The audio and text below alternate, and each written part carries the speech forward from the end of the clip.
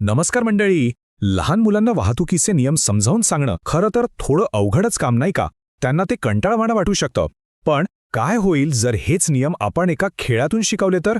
आज आपण बरोबर तेच बघणार आहोत की रस्त्यावरच्या सुरक्षेचे हे महत्त्वाचे धडे एका अगदी सोप्या आणि मजेशीर खेळात कसे बदलायचे. चला तर मग सुरू करूया. एक क्षण विचार करूया. कल्पना करा की रस्त्यावरच्या सगळ्या गाड्या, बसेस, रिक्षा सगळं काही एकाच वेळी एकाच क्षणी सुसाट धावायला लागलं तर काय होईल? काय वाटतं? हा प्रश्न अगदी साधा आहे, पण तोच आपल्याला या खेळाची खरी गरज समजावून सांगतो. बरोबर, सगळीकडे फक्त गोंधळ उडेल आणि नुसता धडामधूम टक्कर, विचारही करवत नाही, नाही का? आणि हेच तर आपल्याला टाळायचंय. आणि म्हणूनच रस्त्यावर शिस्त असणं खूप खूप गरजेचं आहे. हा सगळा गोंधळ टाळण्यासाठी सगळ्यांनी सुरक्षित राहावं यासाठीच तर नियम आणि सिग्नल बनवले आहेत. तर या सगळ्या गोंधळातून आपल्याला वाचवणारा हिरो कोण आहे माहितीये? तो आहे रस्त्यावरचा सिग्नल. आणि गंमत म्हणजे याला 3 डोळे आहेत. एक लाल, एक पिवळा आणि एक हिरवा. हेच 3 डोळे आहेत जे आपल्याला रस्त्यावर सुरक्षित ठेवतात, आपल्याला योग्य मार्ग दाखवतात. चला तर मग आता तयारीला लागूया. बघूया तरी हा सोपा आणि एकदम मजेशीर खेळ खेळण्यासाठी आपल्याला काय काय साहित्य लागणार आहे. अरे वा, या खेळासाठी तर फार काही लागतच नाहीये. बघा, एक साधं पुठ्ठ्याचं सिग्नलचं मॉडेल, पोलिसाच्या भूमिकेसाठी एक शिट्टी आणि टोपी, जमिनीवर खडूने किंवा टेपने आखलेला रस्ता, आणि सगळ्यात महत्त्वाचं म्हणजे खेळण्यातल्या गाड्या किंवा मुलं स्वतःच गाड्या बनवतील. म्हणजे बघा, अगदी घरातल्या घरात कमीत कमी साहित्यात हा खेळ कुठेही खेळता येतो.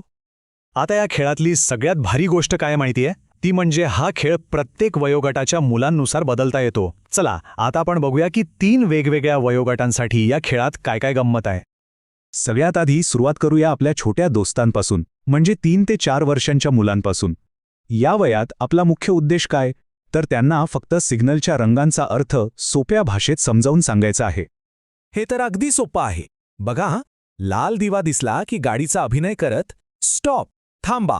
पिवळा दिवा लागला की गाडी स्टार्ट करायची, पुढे जायची तयारी करायची, रेडी. आणि हिरवा दिवा दिसला की पीप पीप, गाडी चालवत सुसाट पुढे जायचं. मोठ्यांनी एकदा हे असं करून दाखवलं ना की मुलं लगेचच कॉपी करतात. बरं, आता पुढच्या गटाकडे वळूया, म्हणजे 4 ते 5 वर्षांच्या मुलांकडे. आता खेळात खरी मजा येणार आहे, कारण आता आपण सगळ्यांना वेगवेगळ्या भूमिका देणार आहोत. रोल प्लेइंग करायचंय. या खेळात कसं करायचं? तर एक मूल बनेल सिग्नल, एक बनेल पोलीस आणि बाकीची सगळी मुलं बनतील गाड्या. आता बघा, जसा सिग्नल लाल दिवा दाखवेल तसा पोलीस शिट्टी वाजवेल आणि सगळ्या गाड्या जागीच थांबतील. आणि मग हिरवा दिवा लागला की सगळ्या गाड्या परत पुढे निघतील. किती मजा येईल ना? आणि यातून मुलं सूचना पाळायलाही शिकतात. आणि आता वळूया सर्वात मोठ्या गटाकडे, म्हणजे 5 ते 6 वर्षांच्या मुलांकडे. आता आपण फक्त गाड्यांबद्दल नाही, तर एका खूप महत्त्वाच्या गोष्टीवर लक्ष देणार आहोत. ती म्हणजे पादचारी सुरक्षा. सोप्या भाषेत सांगायचं तर रस्त्यावरून चालताना स्वतःची काळजी कशी घ्यायची हे शिकणार आहोत. इथे आपण मुलांना 3 मुख्य नियम शिकवणार आहोत. नियम पहिला, रस्ता ओलांडताना नेहमी झेब्रा क्रॉसिंगच्या पांढऱ्या पट्ट्यांवरूनच चालायचं.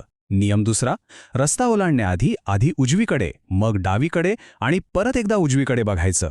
आणि नियम तिसरा, रस्त्याच्या कडेने चालताना नेहमी फुटपाथचाच वापर करायचा. हे 3 नियम खूप महत्त्वाचे आहेत. तर मग या सगळ्या खेळातून, या गमतीजमतीतून मुलं नक्की काय शिकतात? कारण हा फक्त एक खेळ नाहीये, तर यातून त्यांना आयुष्यभर उपयोगी पडणारी कौशल्य मिळतात. सगळ्यात पहिली आणि सर्वात महत्त्वाची गोष्ट म्हणजे सुरक्षितेबद्दलची जागरूकता. रस्त्यावर चालताना, रस्ता ओलांडताना कोणती काळजी घ्यायला हवी हे त्यांच्या मनात अगदी पक्कं बसतं. दुसरी गोष्ट म्हणजे शिस्त. खेळात लाल दिव्यावर थांबणं म्हणजे फक्त थांबणं नाही, तर तो एक सामाजिक नियम आहे. आणि असे नियम पाळण्याची सवय मुलांना अगदी लहानपणापासूनच लागते. याशिवाय रंगांमागचा सांकेतिक अर्थही मुलांना कळतो. म्हणजे लाल रंगाचा अर्थ थांबा आणि हिरव्या रंगाचा अर्थ पुढे जा. हे संकेत समजून घेणं त्यांच्या बुद्धीला एक प्रकारची चालना देतं. आणि शेवटचं पण तितकंच महत्त्वाचं म्हणजे लक्ष केंद्रित करण्याची क्षमता. सिग्नल बदलल्याबरोबर लगेचच प्रतिक्रिया द्यायची असते. यामुळे मुलांची एकाग्रता आणि प्रतिसाद देण्याची क्षमता दोन्ही सुधारतं. तर मग आपण सगळ्यांनीच विचार करायला हवा की आपल्या मुलांना रस्ता सुरक्षितपणे कसा ओलांडायला शिकवता येईल. अशा खेळांसारख्या मजेशीर पद्धती वापरल्या तर हे नियम त्यांच्या कायमचे लक्षात राहतील आणि ते पुढे जाऊन नक्कीच एक जबाबदार नागरिक बनतील.